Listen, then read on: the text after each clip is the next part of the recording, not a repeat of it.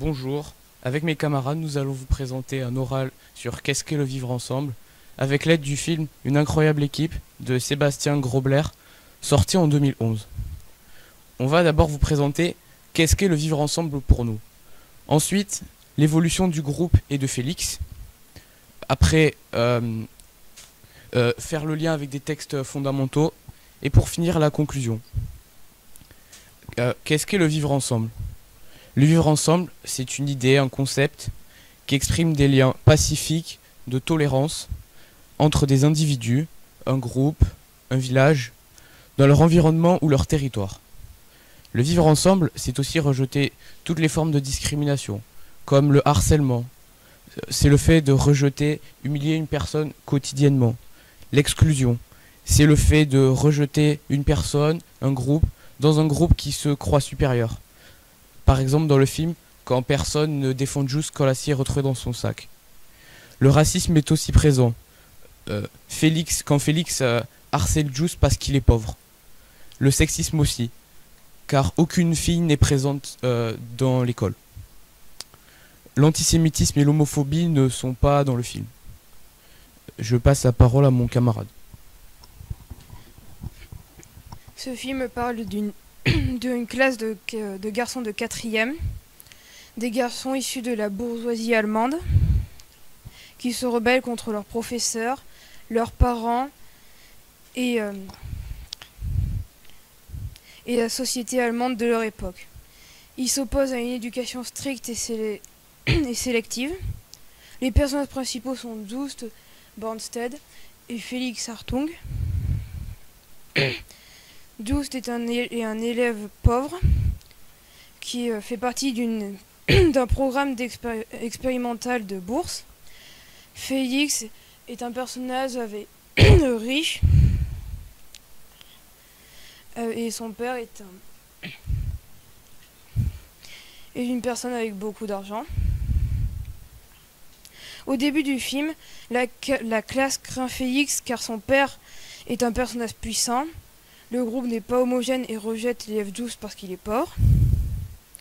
Félix n'a aucun respect pour ses camarades et joue l'air devant ses professeurs. Par exemple, à un moment du film, suite à un événement, Juice est puni et Félix sourit. Il dit à son père que Juice va se faire exclure. Félix commence à changer à partir du moment où il retrouve Rosalie, qui était domestique chez son père, et qui a été renvoyée car Félix avait des sentiments envers elle. Il joue au football pour lui faire plaisir. Pendant cette partie du film, il est moins cruel envers Just.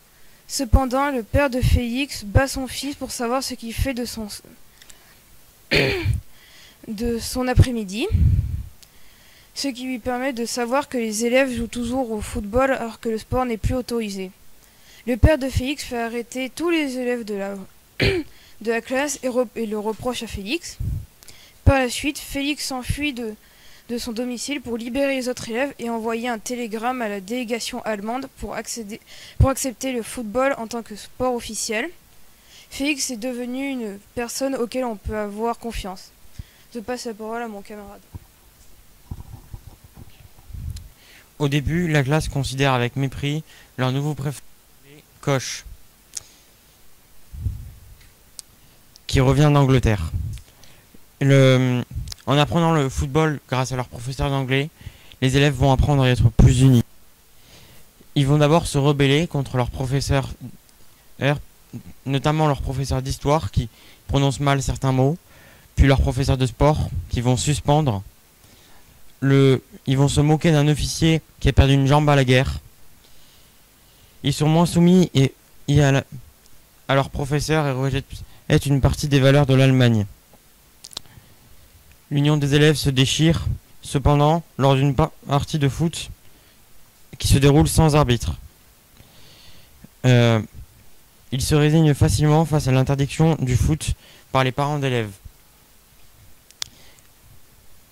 La cohésion dans le foot des élèves s'est créée, se voit surtout à la fin face à la délégation impériale et plus généralement quand ils jouent au foot. La construction de la cohésion des élèves s'est construite par étapes.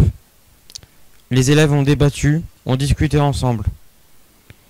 Ils ont créé leurs règles sur un pacte. Et ils ont accepté d'intégrer tout le monde à leur équipe, notamment Youst.